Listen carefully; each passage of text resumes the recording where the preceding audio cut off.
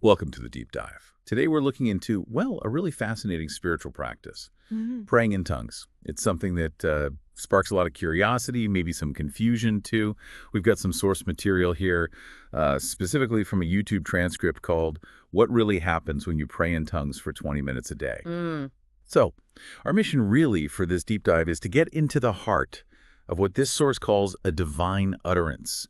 We want to explore the powerful effects it talks about and why it's presented as, more than just an exercise, like a real path to deeper connection and change. Yeah, and what's really striking right off the bat is how the source frames it, not as something you figure out logically, but as a glorious mystery. It deliberately sets it apart, suggesting it bypasses the intellect. Bypasses the intellect. Exactly. It taps into something else entirely. The source even says it's a realm where language fails and only the spirit speaks. So it's inherently beyond just words. Okay, that's a big idea to start with. So this divine utterance, this heavenly language, what does the material say happens? Like the moment someone starts praying in the spirit, what's that initial interaction described as? It's described really vividly, actually, like heavens start to stir. Wow. Yeah, and the atmosphere around you begins to shift. It's painted as this divine dialogue, a real transaction between earth and heaven. Transaction.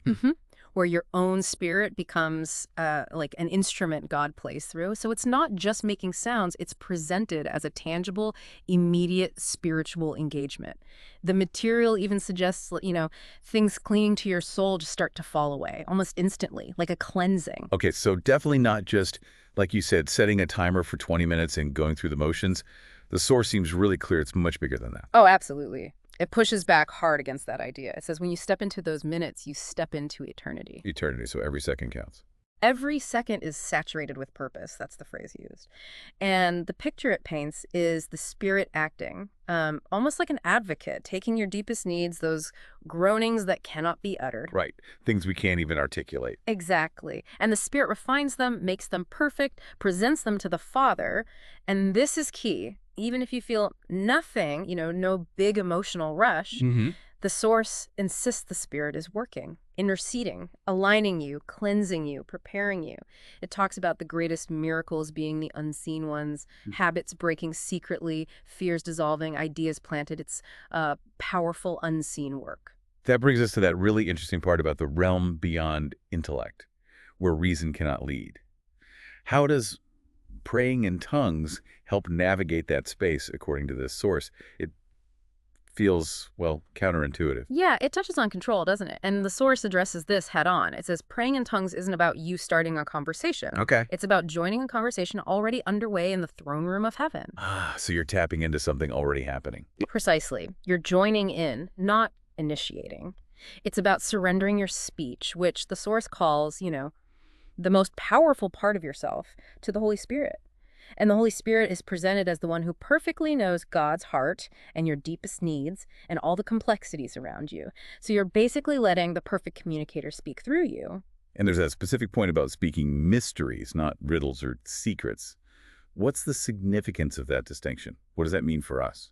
That's a really key distinction they make. Riddles imply something you solve with your mind, right? And secrets imply something hidden from you. Right. But mysteries, in this context, are presented as deep truths hidden for you, waiting to be revealed by the Spirit when the time is right.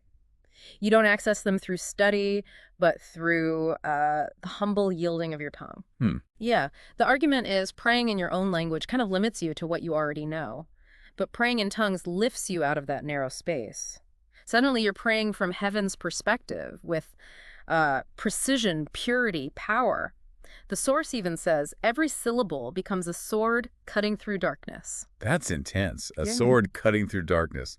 So thinking about struggles, those times when we feel completely stuck, maybe heartbroken, no words left, what does the source say this offers then? It's presented very much as a lifeline in those moments, when you're groaning under burdens too heavy for words. Yeah. Tongues become a way to cry out when you have no words left. It's a way to connect with God when your heart feels too broken, and to release things in the spirit you couldn't possibly articulate yourself. So it's not about putting on a show. Not at all. The material is very clear. It's a simple, profound act of letting go, trusting God knows even when you don't. Okay, moving beyond the personal. The source uses some strong words. Weapons, rivers, instruments of divine orchestration. That sounds like it has a much broader impact. How does it supposedly work in the wider spiritual environment? Well, connecting the dots, the source talks about how atmospheres carry influence, right? You walk into a place and you can feel joy or tension or heaviness. Sure, definitely. So the idea here is when you pray in tongues, you're actively speaking the language of heaven into the atmosphere of earth. Injecting it almost. Exactly, injecting light into darkness, truth into deception, power into powerlessness. It's described as actively combating the enemy's influence, like fear and anxiety, which the source says gets stirred into the air like smoke. It's portrayed as quite proactive, even combative. So not just a quiet internal thing, but something creating a real tangible shift around you. That's quite something. Absolutely. The imagery is strong, like a battering ram that keeps hitting until walls crumble. Consistency is key then. Yeah, persistence, fanning that fire. And the premise described is that eventually what once was heavy becomes light, chaotic becomes still, dead things revive.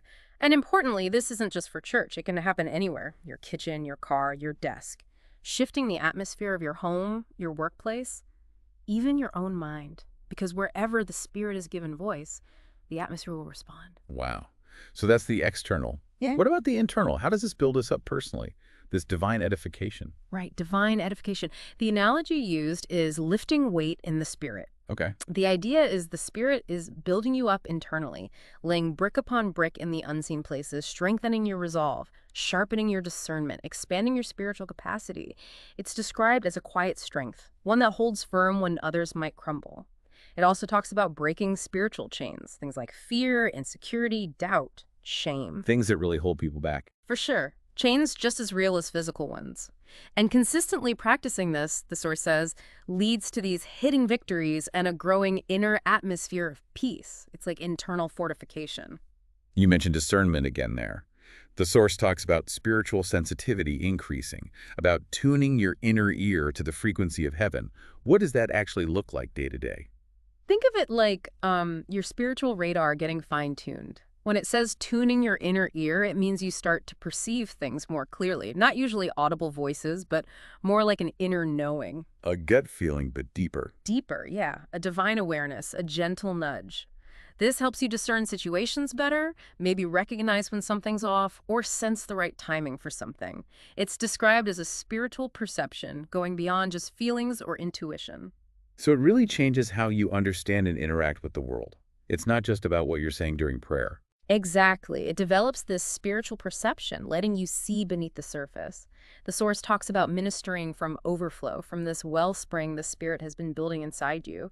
You learn to move with God's rhythm rather than just asking Him to rubber stamp your own plans. That makes sense. And interestingly, it says this sensitivity also cultivates humility, because the more aware you become of what the Spirit is doing, the more you realize your own limitations without Him. It makes you more dependent, more yielded. That sounds like a really profound shift, moving from just reacting to life to something more intentional. Yes, the source puts it as learning to live not just reactively, but prophetically. Being able to navigate with wisdom, to sort of move ahead of the curve, carrying that atmosphere of heaven with you. It's about bringing your whole self, heart, mind, desires into harmony with heaven. Well, this deep dive has certainly shed a lot of light on praying in tongues, a practice that can seem pretty mysterious.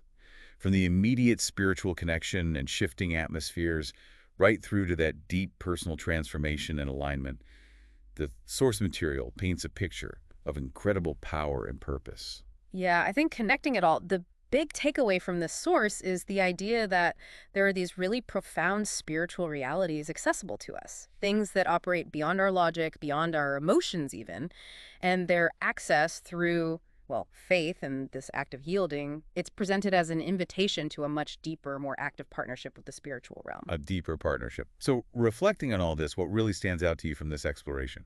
Maybe it's that core concept of surrender. Surrendering our speech, arguably our most powerful tool for communication and control.